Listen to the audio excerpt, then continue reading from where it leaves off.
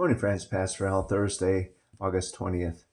Been looking at the miracle of Jesus feeding the 5,000 plus from John chapter 6.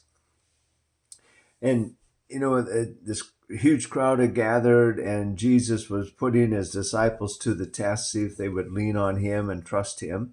And so we talked about testing yesterday, taking tests, and how God uses those tests in our lives for a lot of times for the next thing that is coming, whatever that might be.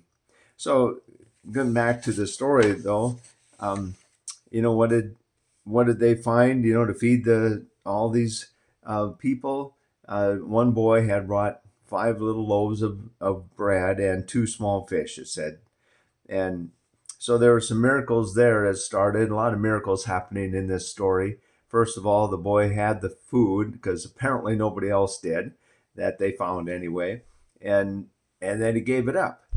So another lesson we learn from this is that God can take a small amount and multiply it.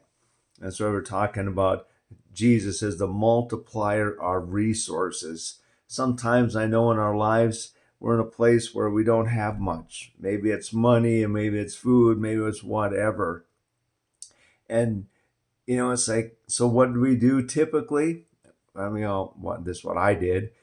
I kept on, it kept it tight to me.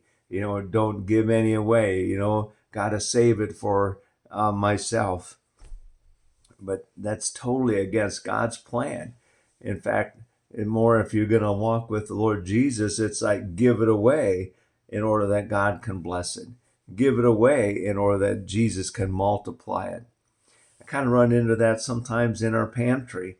We'd love to have meat on hand we can give away, but it's not always available. And so I find myself we need to kind of hold back. We'll just give a little bit of meat because I can't get any more.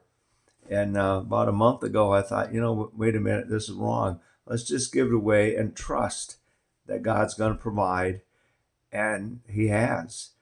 And, I shouldn't be surprised, but I always am, and just in the presence of God doing these wonderful things in our lives. So whatever you have, give it over to the Lord so that he can multiply it. Have a blessed day, my friends.